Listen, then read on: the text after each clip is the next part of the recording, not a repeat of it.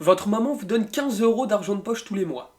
Elle donne aussi 10 euros à votre deuxième frère et 5 au petit dernier.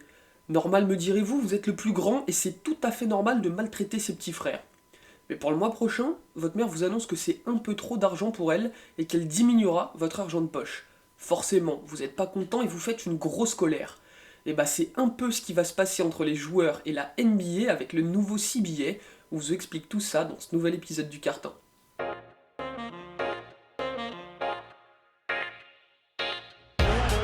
Defended by Simmons. Is this the dagger?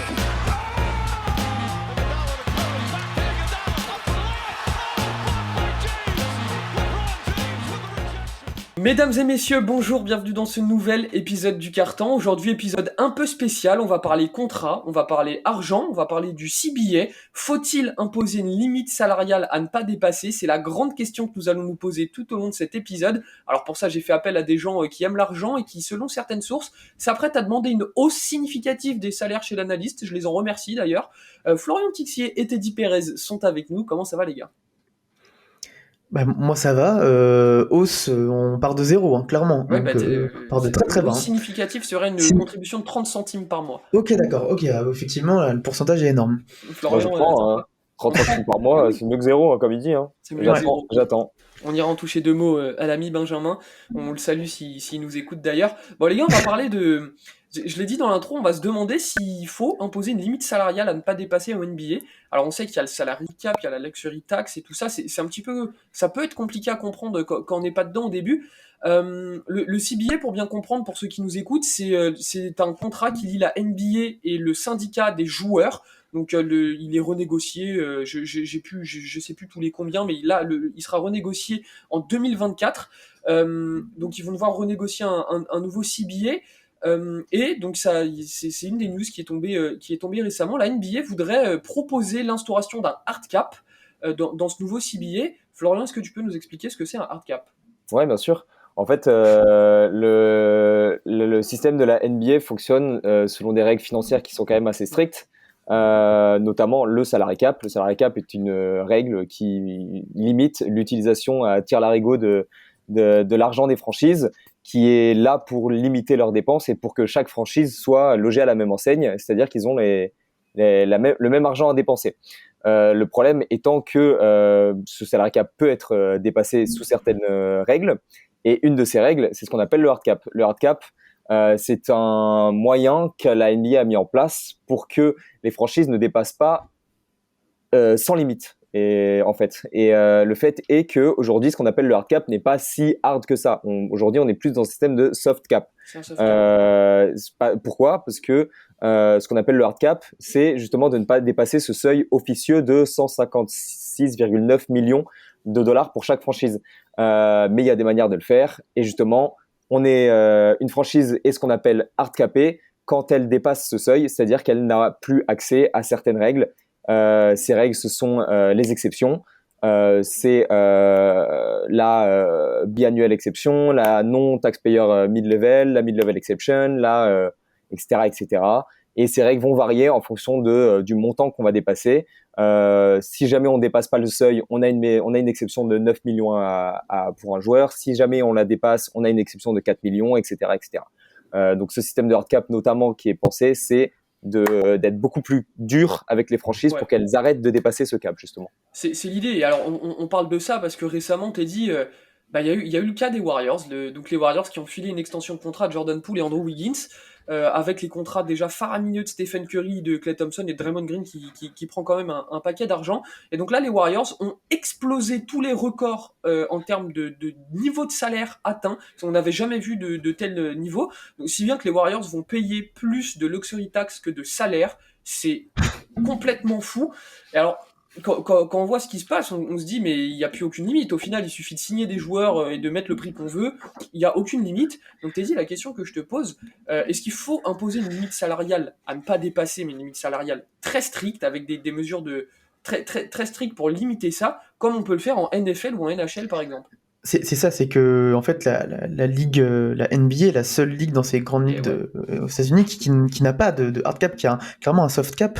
Et donc dans l'idée, on se dit bah ouais, c'est effectivement c'est pas normal et ça pourrait faire du bien justement de taxer un peu plus, en tout cas de limiter ce genre de largesse finalement financière et qui permet là tu as cité les Warriors parce que c'est l'exemple qui nous vient C'est direct l'exemple, en bah oui. tête.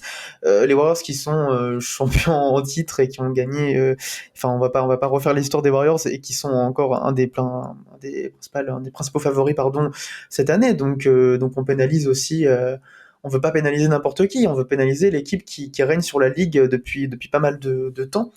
Enfin bon, et, euh, et ce hardcap, du coup, il semblerait plutôt intelligent, parce qu'on se dit aussi, dans ce sport argent, sport business, on se dit que c'est peut-être aussi plutôt pas mal de réglementer tout cela. Mais par contre, le hardcap n'est pas du tout souhaité par les joueurs, hein. Je pense qu'on en parlera, On mais va en reparler. on va en reparler. Donc voilà, je ne vais pas en rajouter plus parce que je pense qu'on dans l'idée, on se dit que c'est pas mal. On sait aussi que les salaires vont certainement augmenter, On va énormément en augmenter reparler aussi, d'ailleurs. oui. Voilà. Donc voilà, je vais pas en ajouter plus, mais plutôt une idée, oui, normale quand on renégocie le CBA, plutôt une idée intéressante, même si elle déplaît à pas mal de joueurs. Bah, Florian, du coup, avec cet exemple des Warriors, voilà, c'est une question donc, c'est difficile de répondre à cette question. Est-ce qu'il faut imposer une limite salariale pardon, très stricte? Mais quand on voit l'exemple des Warriors, on se dit que, bah, au final, bah, il suffit de mettre de l'argent, signer des super joueurs au prix qu'on veut, et puis on gagne, quoi. Ouais, c'est ça. En fait, il y a un double débat. Le premier débat, il est éthique. Est-ce que on autorise une franchise à gagner juste parce qu'elle a de l'argent? Il y a beaucoup ce débat dans le foot, notamment Mm. dans le foot européen, de dire bah c'est à celui qui mettra le plus d'argent qui gagnera. La NBA a toujours et les sports américains en général ont plutôt très très bien géré ce système de ligue fermée, ce système de ligue capée par l'argent pour justement qu'il y ait un équilibre. Et le deuxième débat, en fait, c'est le débat au niveau des propriétaires. C'est-à-dire que certes, les joueurs, on va en parler, ne sont pas d'accord, mais les propriétaires, il y a beaucoup de propriétaires qui commencent un peu à gueuler face à ce manque d'équilibre Bah oui. entre les franchises. C'est-à-dire que les Warriors sont des casseurs de records au niveau financier, les Clippers et les Nets, c'est pareil. Et comme on dit, les Warriors, ils vont continuer à péter ce record avec les prolongations de Poole, de Wiggins, la renégociation de Green, de Thompson, de Moody, de Wiseman, ils vont continuer à allumer. Donc il y a cette question-là, et les autres propriétaires de franchise sont un peu en train de se dire, s'il vous plaît, quoi, parce qu'on n'arrive pas à suivre. C'est-à-dire que Steve Ballmer, propriétaire des Clippers, n'a pas la même richesse que Herbert Simon, le propriétaire de Indiana.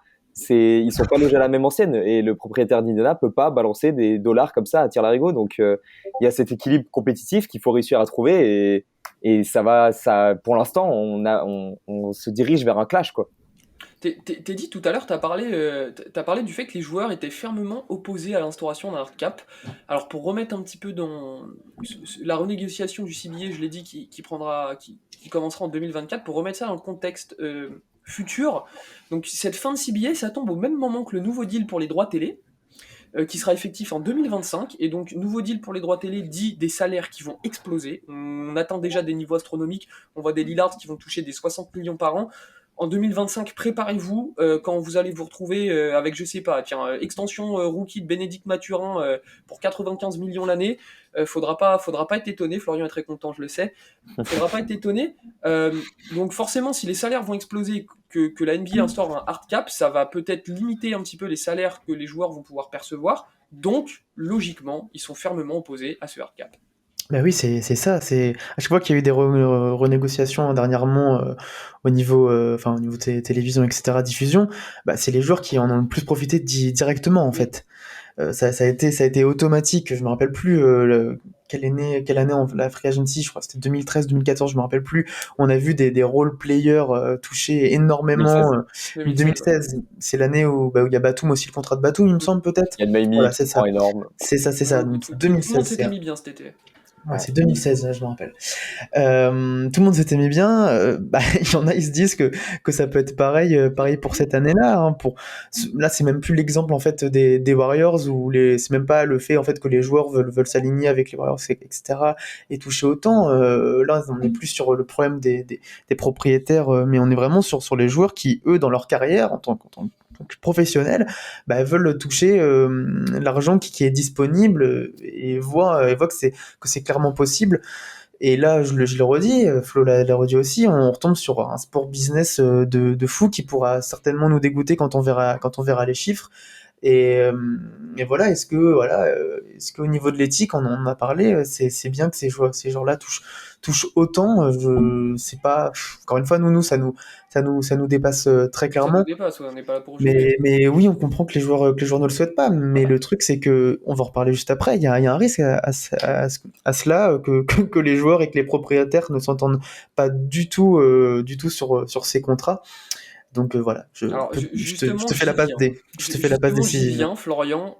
Donc si les joueurs, alors pour expliquer un peu comment ça se C'est passe mathématique, quand là, un hein. nouveau CBA est renégocié, donc les joueurs, le syndicat des joueurs renégocie avec la NBA et donc les représentants des franchises. S'ils parviennent pas à négocier Être ce d'accord, ouais. CBA et à tomber d'accord, qu'est-ce que ça implique, Florian, et qu'est-ce qu'on risque si les joueurs et la NBA n'arrivent pas à s'entendre?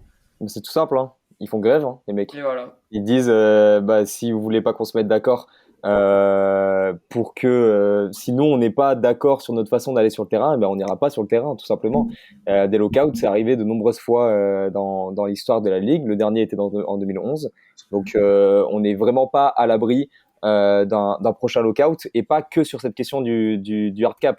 On a la question du hard cap qui là est remontée. On sait que Adam Silver s'inquiète beaucoup. La semaine dernière, c'est sorti qu'il s'inquiétait beaucoup, notamment des contrats sur les joueurs vieillissants. C'est-à-dire que plus tu as de l'expérience dans la ligue, plus tu peux toucher un pourcentage plus important du salary cap de ton équipe. Sauf qu'aujourd'hui, on se retrouve avec des joueurs qui sont intransférables par leur âge et par la nature de leur contrat. Russell Westbrook, John Wall, Gordon Hayward, etc., etc. Voilà, il y a plein de débats comme ça qui sont en train d'être réfléchis par la NBA et dans cette renégociation du prochain CBA qui pourrait amener à un lockout. On le sait.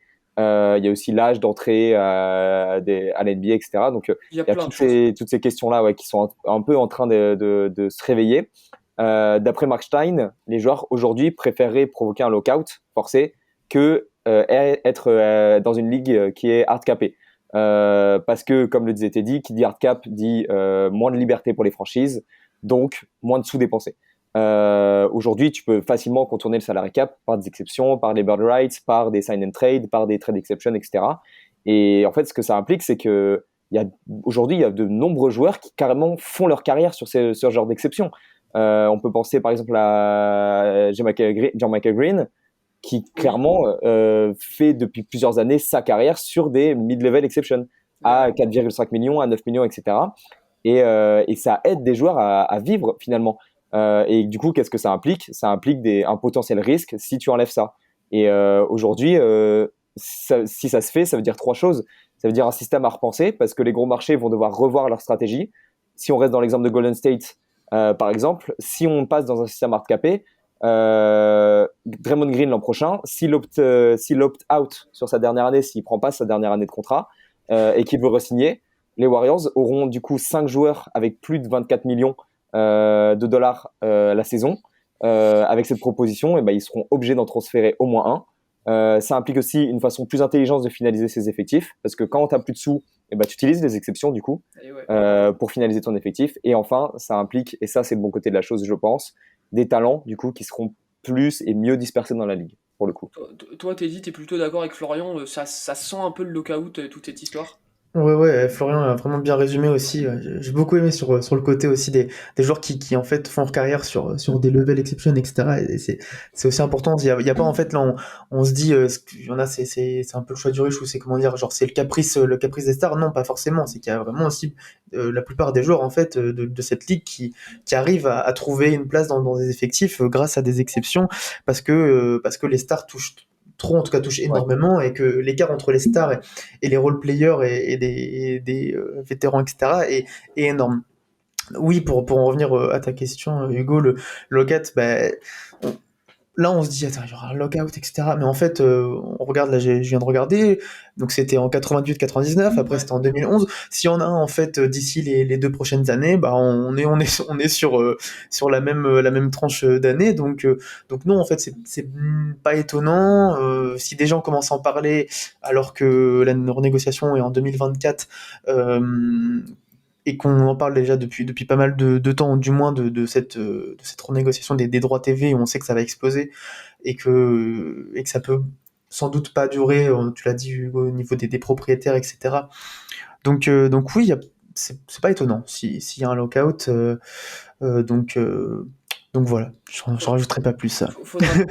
Faudra s'y préparer, faudra pas être étonné si ça arrive. Florian, tu voulais rajouter quelque chose? Bah pour le coup, en fait, comme le disait Teddy, un lockout c'est pas si grave. Un lockout Ah oui? ça peut durer une semaine en fait un lockout. Hein. C'est pas trois quarts de la saison qui vont partir à la volée. Hein. C'est juste c'est pas si grave et en plus il y a de nombreux bruits qui sont sortis que les discussions étaient quand même en bonne voie. Faut pas s'inquiéter. Là c'est normal. Hein. On a des pressions qui sont mises des deux côtés parce que on parle de On parle plusieurs pas de milliards de dizaines d'euros. dollars de Voilà. dizaines de milliards de dollars. Donc, c'est normal que pendant les 2 prochaines années, on va avoir des coups de pression qui vont être mis. On va avoir des associations qui vont taper du poing sur la table pour dire on veut notre part du gâteau. Et finalement, un lockout, ça peut avoir de nombreux effets positifs. Hein.